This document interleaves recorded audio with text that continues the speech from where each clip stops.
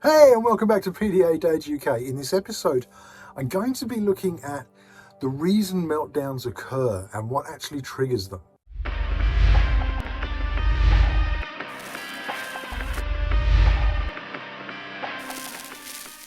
So as I say, welcome back to PDA Dads UK. Before I go on any further, I need you, please, go hit like, hit subscribe, and ring the bell so that you know when new content's coming up. Makes a massive difference to me. It makes a massive difference to how YouTube read all this and push this out so other people can see it. And it's important stuff that people get to see and get to know. So please do that. It will mean the world to me personally. So as I say, what I want to look at in this episode is meltdowns, specifically why meltdowns occur, because it appears, and it's something I hear fed back to me so often through my group on Facebook and through general chats I have with people who reach out and talk to me, and it's something that seems to be a really common thing. If you're a parent with a child who's neurodivergent, who's autistic or PDA, ADHD, the meltdowns appear to come from nowhere. And it's something I've experienced myself, and it's something that we've gone through with my daughter quite regularly. And it appears that everything's going along nicely. It can feel like it's just been an amazing day. We're having a really good time. Everything's cool. And then suddenly, out of nowhere, comes the meltdown. And she can be kicking, screaming, really aggressive, very, very just overwhelmed with everything going on around her. And it appears to come from nowhere. And I was on Instagram earlier today, and I put it up on my story. It was something that came up from somebody I follow on Instagram, which was explaining meltdowns specifically with PDA. So why do they occur? Why does it appear that they just come out of nowhere? Well, the reality is they don't. And that's the big thing. And that's why I wanted to do this, because it's something that I think is really important, and it comes up so often. I've spoken many times on this channel about the fact that anxiety and autism are intrinsically linked. It's my personal belief that autism is often an outpouring of a heightened sense of anxiety anyway in an individual, and it's the way the brain processes that, certainly with PDA. The reason you get PDA behaviors is because there's an underlying anxiety, and the way to control that anxiety is simply by being in control. So refusing to do or insisting on doing things you're not supposed to do, inverted commas, what appears to be that really bad behavior, but actually isn't. It's in fact what it is a control mechanism to help manage the anxiety and the internal turmoil that's going on. So as I say, it's something that comes up a lot. There's a lot of people who will say that they appear to come out of nowhere. We get these meltdowns and I don't know what to do. There's no warning signs, there's no triggers. They can appear that way, and that's certainly how I used to feel. It's like we've just gone from 0 to 100 in less than a second. What's going on? I now know when I look at it, and often with the eyes of reflection, sort of 2020 hindsight and all that kind of stuff, I look back and I can see actually this was building for a while, and it's because my daughter represses the anxiety. Now, it's an interesting thing is my daughter's recently gone on to an anxiety medication, and her meltdowns have reduced considerably as a result. What's now happening is that she's in a more healthy way expressing those anxieties. So she'll often come up and sort of she'll be shaking or something like that, and it's due to the fact that she's feeling this anxiety. And because she's never had to express it before, she's kind of got a low emotional what they call an EQ, emotional quotient. So rather than the IQ, it's an EQ. And because she's never had to deal with these emotions before, she's coming at it sort of like a 5-year-old would, even though she's getting on for 12 years old now. She's never had to deal with the anxieties in that way before, and so it is now something that is difficult for her to manage, and she's coming out with this stuff. But these anxieties, they build and build and build. Now, I've talked about masking a lot on this channel as well. Masking is a really important factor that I think really needs to be better understood, especially within education. But one of the things that we use as an example for how masking works is the Coke bottle effect.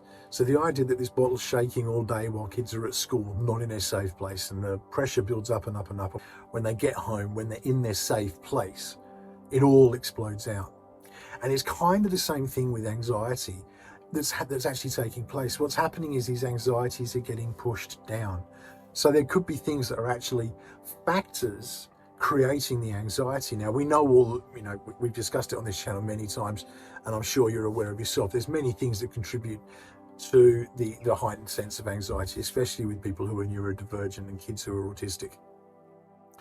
It can be the environment they're in. It could be an elevation in noise or lights. It could just be a general bustle. It could be something they're watching that's just creating a new tension today. And it's a very difficult thing for them to sort of be able to process. And they don't necessarily process it in the healthiest way. And what I mean by that, they don't know how to. They don't have what we would do, which is, stimming essentially. We've spoken about stimming on this channel. Stimming's a really healthy thing, and everybody stims. If you go and do some retail therapy because you're stressed, that's a form of stimming in itself. You are simply exercising those demons by purchasing stuff or having time out. It might be that you go out for your coffee. It might be that you have a moment of mindfulness. For me, it might be picking up my guitar or putting in my headphones and listening to some good music and, that kind of stuff. Whatever it is that gets me to sort of recharge and manage my anxieties as they build in whatever else. We understand that. For kids in general, I mean, that processing anxiety can be a difficult thing. When you add neurodivergence in, it becomes an even bigger thing. And so it gets pushed down. And these things get pushed down and pushed down and pushed down. And each time it's like shaking that bottle. That Coke bottle's getting shaken that little bit harder, that little bit harder. And on the surface, it's the old swan analogy. And on the surface, it's graceful, everything's fine. But underneath, the legs are paddling away.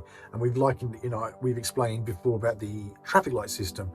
You've got your green, which is where, most of the time, I'm in the green. I'm not too stressed, I'm not too worried, I'm going about my day. Things may occur and start creating anxieties and stresses. And at that point, my level may elevate to the orange. I'm still in control. I still have logic basically working for me. And I'm able to process what's going on and come up with a logical solution and apply that and get what I need done in order to get through that stressful period.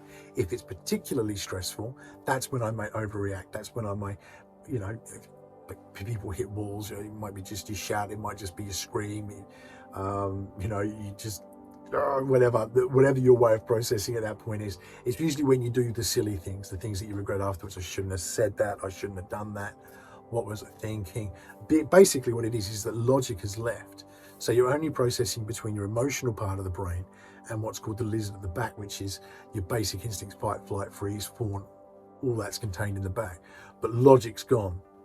And when you've only got emotional and logic processing, that's when you get that overreaction. Now, for people like my daughter, she appears to be very, very graceful. She's coping with life, everything seems fine, but she's actually living in the orange. Because the logic's still there, it's still processing, but it's only a very small journey to get from the orange to the red.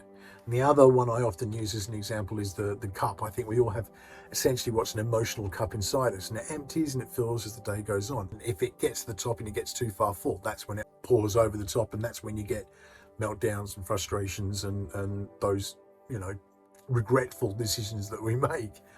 For my daughter, her glass is always close to full, even though because you can't see it, it appears that everything's okay, but because it's so close to full, it only takes the smallest amount before it all explodes over the top.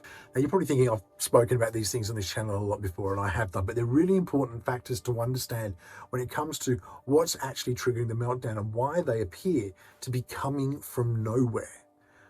And that's the reason. It's they haven't come from nowhere. They've actually been building over minutes, hours, days, weeks, whatever the case may be. And it's building and it's building and it's building, and at some point it has to explode. That Coke bottle is going to continue shaking to the point that at some point they're going to release the top and it's all going to come exploding out. So it's understanding to look for the more subtle signs. Now, there are ways that you can look for triggers and things may be becoming excessive stimming. If there's a more aggressive form of stimming, if they're more pronounced with their stimming, it's a good sign things are keying up.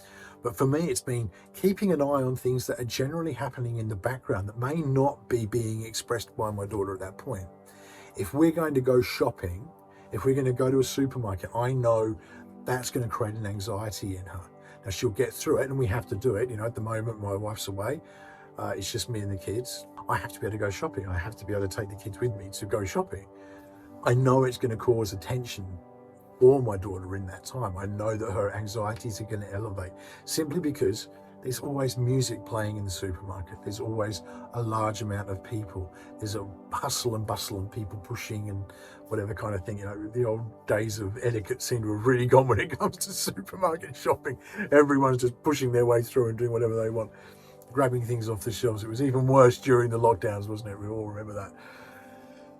But that's the thing. This constant buzz is there. It's a different environment. It's not her safe place, which is home. It's not her room. It's not her, you know, things around her that she would traditionally find that comfort in, because it's out and about, and because there are these increased sensory inputs that she's receiving.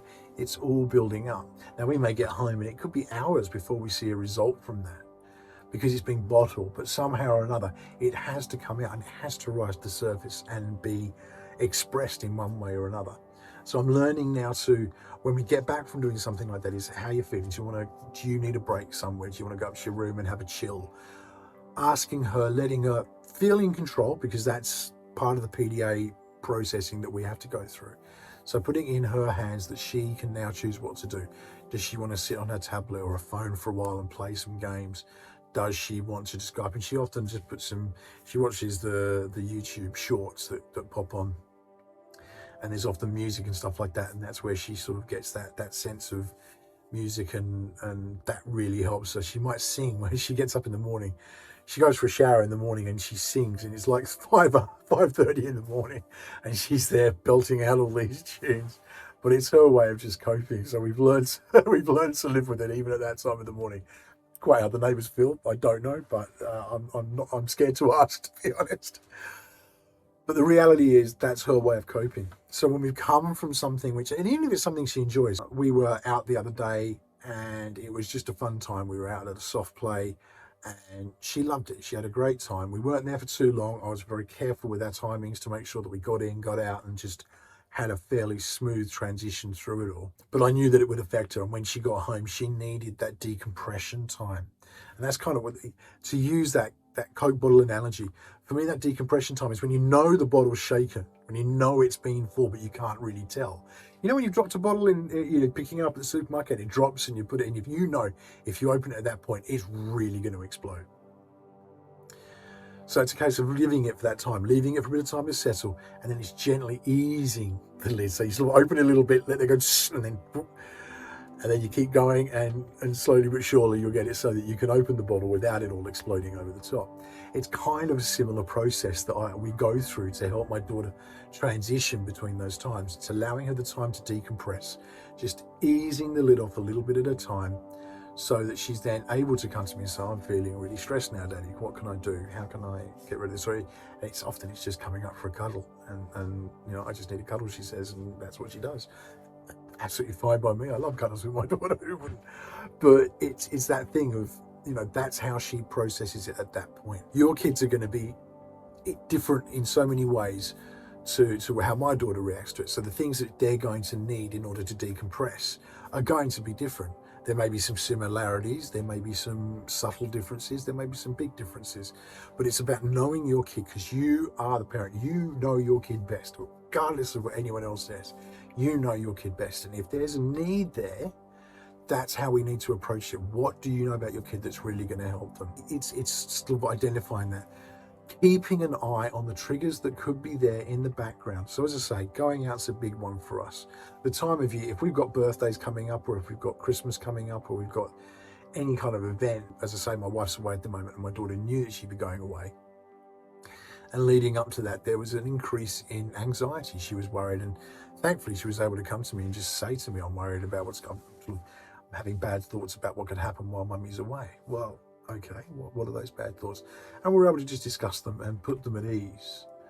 And it's so much a more healthy way of dealing with things than what it was when she was getting to the point where she would explode and melt down in whatever way she does. It made a huge difference to be able to talk that through with her. And, you know, as I say, part of that's the fact that she has been put on her medication for her anxiety. But I think a bigger part of that as well is the fact that we've really learned as a family how to approach these situations and knowing how we can deal with it. So knowing that this point was coming up, that my wife is going away and my daughter's going to be anxious about that, it was leaving it open for her to discuss with us. So, you know, hey, it's okay. If you want to talk to us about it, you can. living in her court so that she could come to us as she felt ready and when she was able to process it in that way. It made a big difference. And because we'd done that, she was able to come and talk to us, and we were able to sort of work through it. And, you know, and she's been a lot better for it. The anxiety's still there. You're never going to take that away. What's happening is we're getting it expressed in a way that's healthier before it reaches the point of meltdown. All those little things that we can do to help manage our kids' anxieties are going to make such a big difference. School is a big one for a lot of kids, and you get the school refusal and stuff like that. And, you know, it's ways of dealing with that, they're helping understand. Do make arrangements with your school, and if they're not listening, get pushy. Actually, you know, if you need to drop your kid off a few minutes early so they avoid the crowd going in, and that's going to help them to adjust into the classroom, that's obviously something that needs to be done. Talk to the school, talk to your Senko, and try and organise things like that. You may well be surprised at how receptive some of them are to it. Likewise for picking up after school, it may just be that you need to get them from a side gate or something like that a little bit earlier or a little bit later so that they avoid that chaos as everyone sort of piles out of the door and parents are there, and it's all, again, noise, sensory input, and that emotion of going from somewhere they may not be feeling the safest to their safe place, their home, their parents, their carers. It's a big thing. Keep an eye on what's on TV and stuff like that. One of the things that I really noticed, and especially as we came into, you know, COVID, the pandemic hitting a couple of years ago, I realised we needed to turn off the news, because you sort of worry, you know, you're concerned. That worry is contagious. That bleeds out to everybody. That trickles down. But what I noticed more was that we had the TV on, and they were talking about this mystery pandemic that, you know, no one really understood, and the fears of what could happen at the time, and were we going to go into lockdown. It was creating an anxiety in the house that was just palpable. You could touch it as you walked in. It was like it everywhere you went. People were worried and concerned, and it really, really affected my daughter. It affected all my family, but you could see it with my daughter. When I made the decision, I kind of said, look, we're going to make a rule. We're not having the news on. I will catch up on things as needs be on, you know, a news app on my phone, but we're not going to have the TV on, because the more it's on, the more it's just playing into those anxieties. It's a simple thing. We just put on some fun stuff, and you could tell the drop in the anxiety straight away as we stopped worrying so much about what was to come. You know your kids best, and you will know what is going to be the best way to approach this with your kids. But put those things in action, and you'll find if you can be, it's being mindful, being aware outside of the times where you can visibly see the stress, that the stress can still be there, and keeping in mind what you can do to keep it at a manageable level so that those anxieties don't build. I'd love to hear your feedback. If you have experienced this, if you've got little tricks and tips that you use, I'd love to hear about it in the comments. Likewise, as I always say, for actual autistic people who are tuning in and listening to this, I'd love to hear your experiences. What's really helped for you? Your feedback is so important. I'd love to hear it. Please put it in the comments. Please do hit like, hit subscribe, and ring the bell. You'll always know when we've got new content coming up. I will be back on the next episode, and in the meantime, please stay safe.